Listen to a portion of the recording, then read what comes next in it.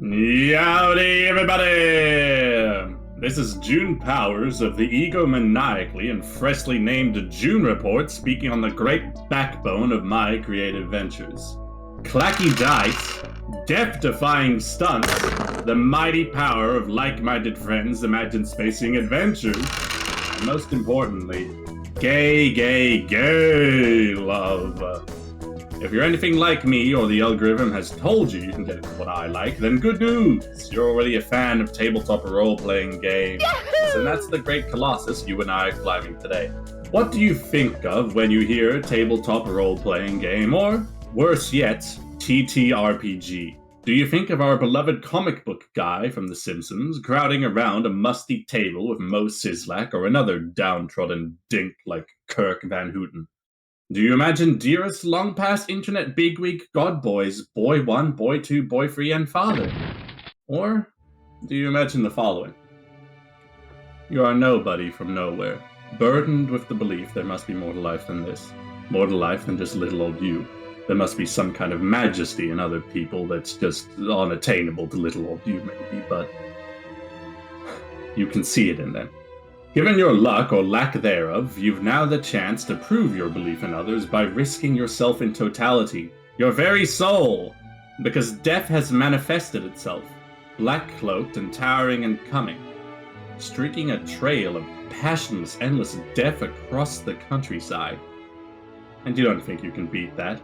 So you sit down at a table, a teapot, a chessboard, and your diary, and you set yourself up to try and talk death manifest into believing what you do. Deeply and desperately, that life is beautiful, that there's good in this world and it's worth fighting for, that men of the farmlands have favorite donkeys and they care enough to name them Daisy or any other gorgeous affectation for their beast and family, and then the men cry when their donkey dies.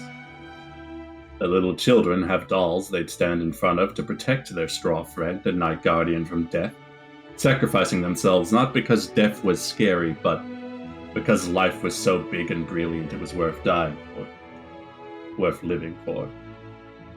And you'd repeat that to the Grim Reaper as he towers over you and puzzles about why you aren't screaming.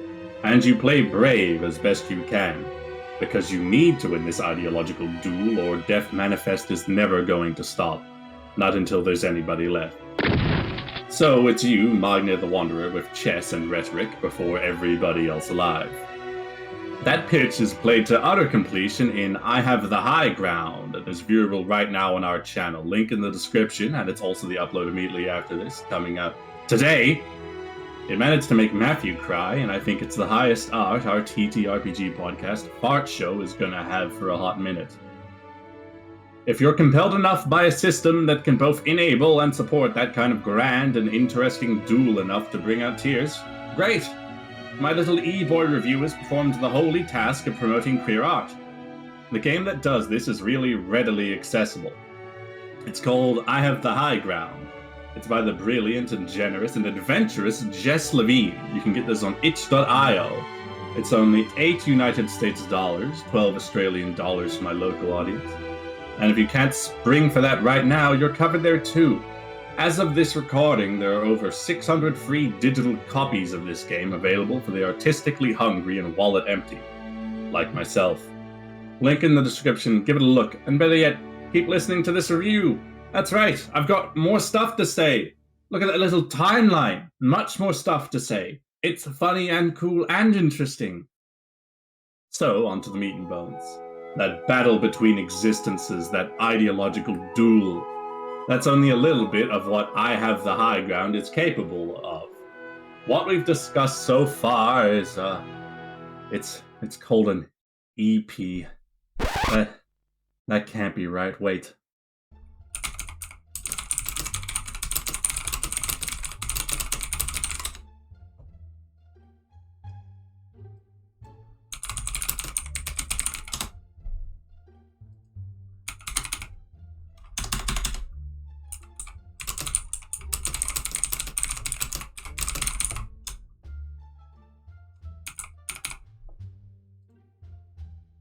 Sword. Epi. Epi, which is a very heavy sword for not slicing, as is fencing. The weight of that blade is linked in with a clear interest of the astounding Jess Levine who headed this project and clearly has her head immersed in the fencing dream. The styles of swords are representative of the intensity in play you can aspire towards. It's an immediate helping hand to guide you in the storytelling experience. The book does a really fine and kind job of facilitating ease of storytelling like this. I've played 3 games of I Have the High Ground prior to making this review, and I promise I won't elaborate on them as deeply as I did How Magna the Wanderer Killed Death Manifest, available now on Combo Fans. But I've played the aforementioned and well-explored death game link in the description, and that was maximal stakes. That was gruesome and serious, and an ideological brawl with broken knuckles and shattered teeth as the least of the rewards. You'll notice I didn't say, and it meant so much to everybody involved, because every layer of battle intensity this game suggests for you means everything to everybody involved. I played a game once about lovers that weren't but really should have been. Old high school classmates. The kind of friends that stop hanging out because they think they're too bad for the other in that way that people with low self-esteem do. And now they're 2 suburban housewives, with emphasis on housewife to the demerit of their actual personhood, as unfortunately happens in those concrete jungles of perfect lawns. And the gimme that brought them to verbal blows and the kind of lashes you offer to somebody you quietly love was a David Phillips by way of punch-drunk love referential frequent flyers scheme, by way of foil, the lowest intensity setting that this game has to offer, or in the punch-drunk love referential scheme for the framing device. So, here was the math. For every 10 labels you provided, you would be given 1,000 frequent flyers points if you had those labels mailed out within the month. And so there's a time crunch. Thereon, there's a reward for the observant and obsessive. 25-cent individual servants of chocolate pudding cups under the Healthy Choice brand all had an individual label. If you spent $3,000 at that time and the chocolate pudding cups had them mailed out in the double point period, you were spending only $100 to make it so far as Europe. 31 times. This is the kind of obsessed escapist mindset me and my colleague Lizzie Kitt were occupying when we started our game of foil stakes. Both of these women wanted out of this life. Bad, bad, bad. Out of parent-teacher association meetings, out of allegedly flawless by way of utter personality-void lawns, out of the most interesting thing in their lives being someone else's child with a heinous haircut. And so they're trying to put one another down and get somebody to own up first to what they're both doing at Giuseppe's Supermarket at 6 actual a.m. on a Thursday, so that social pressure can do the rest and the lucky winner will gallivant away with 1,000 pudding labels. And then that game ended with Diana, Lizzie's character, cuddling close my own character, and asserting that they're going to get the pudding together. My husband was never going to be able to hurt me again, and we were going to go to Europe and just keep going. Catch up on time we wasted and love we didn't nurture. Live for ourselves like we've been denying.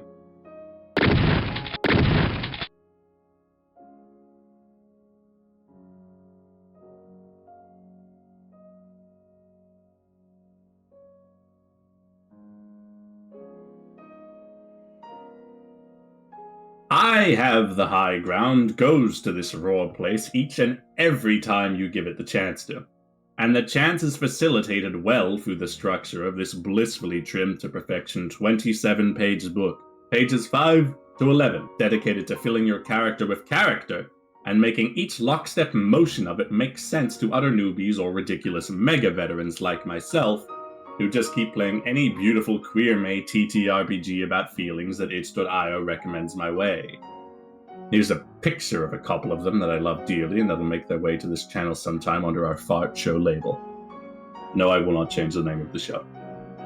I Have the High Ground adores the emotional minutiae like this, and it adores the idea of helping you adore it too. Death Manifest had a wax seal in place of a heart, behind which he kept the doll of a child he murdered because he was too confused and fascinated by her affection for the doll. He was envious, really. He was also impulsive, meeting a stranger on the battlefield in a serene coastal environment, Scotland-esque. Which are details in the assorted tables in the gorgeous I Have the High Ground PDF.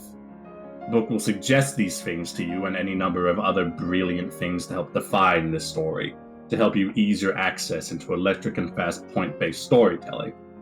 Now, additionally, and more for my satisfaction than yours, but it's better I indulge than leave videos threadbare and joyless. Diana from the Pudding Love Affair had those iconic Cookie Monster pajama pants and also a boot knife because girl bosses rule. One of her traits was funny, which she embodied by calling herself Diana, as in, I'm gonna kill you! I hope you enjoyed hearing about the Pudding Love Affair. Jess Levine, creator of this game, did. I am vindicated. So, the storytelling is good every time. The character and environment generation is structured approachably to anybody, or at least the kind of person who hears sexual tension-laden swords fight game with cape mechanics and goes.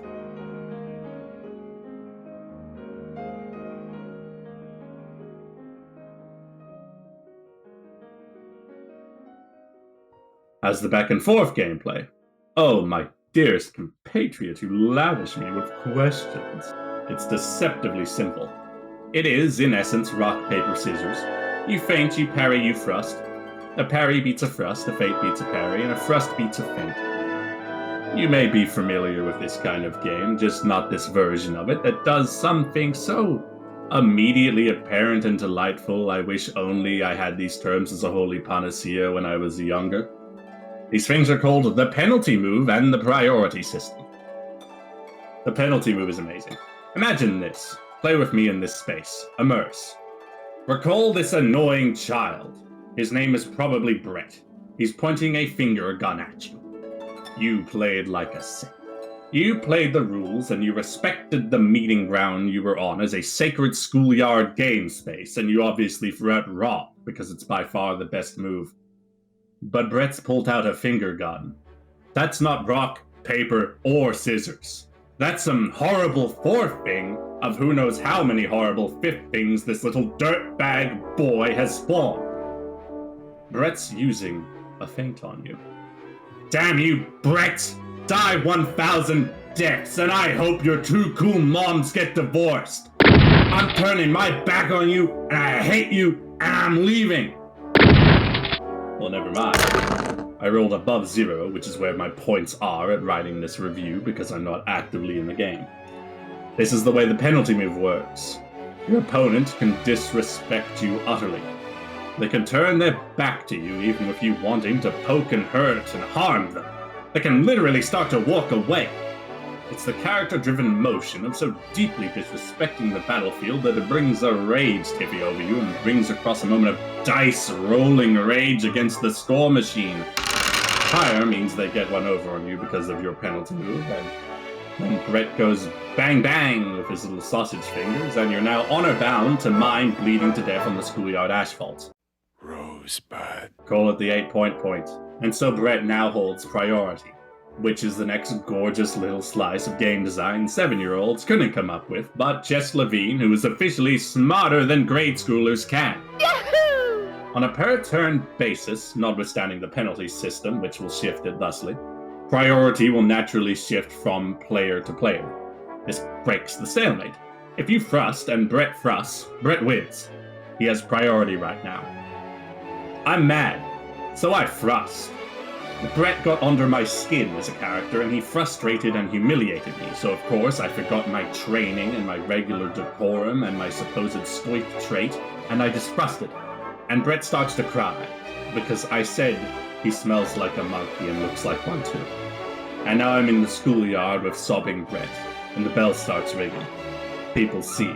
My reputation is in shambles, and I feel like the worst big brother of all time, and I don't know how to explain this to our cool two moms, and the foil game is over. You go to hell before you die. You would be forgiven for thinking that seems mechanically threadbare, but you would also be wrong. There is a layer of psychology laden deep into this that does not prove so immediately apparent in rock, paper, scissors. You are trying to understand the personality of your player-opponent best, so you can predict their motions, react accordingly, and guide their emotions through frustration. Before one of you gets to 8 points, at least, which isn't the 8 of the game. 8 points is simply when someone actually gets their weapon out. When they get serious. When they want to hurt you in the case of Death Manifest, or you've cracked their mask open and they're about to sob in the case of the Pudding Love Affair. because this game is specialized in the character-driven space before it's explosive and fire. It's a purpose-built tool to give you as much tension and character quip back and reveal anger forth as you can handle via the game intensity tool, because it's a two-player dueling game of posturing, banter, and case. And I think it's utterly fantastic. I'll iterate this again, because I don't want this to be the last time you hear me, and I don't want this to be the last time you listen. Me and my best friend, Matthew, have a recording of a high ground game uploaded right after this. It'll be the recommended video popping up in the end card now. And this TTRPG by the once again and always amazing Jess Levine is available on itch.io readily for whoever may believe they can find beautiful, beautiful gay fulfillment in it. There's always going to be gorgeous art like this. Purpose-made and delightfully detailed art to encourage more art. Made by people who just needed to leave a mark and facilitate the best of others. These art pieces are not as often as they should be given the deserved platform, given the love and attention that would make anybody or anything flourish properly. And it's my intent to cover and care for a great deal of those underfound on this new program, the June Report. So, saying that, it's no wonder that I have the high ground scoring so highly in my book when it so well achieves what it aims to do. Help you flourish your cape and fight for what you want. Thank you oh so dearly much for tuning in all the way on this episode of the June Report. I hope you found this delightfully more approachable than the Oregon Trail video. I much prefer being a positive person. And I'm looking forward to seeing you again next when I discuss... well, I don't know just yet. I'll accept comments suggesting I take a look at anything you love. That's the stuff that makes the world go round, and it's the stuff that ends the video.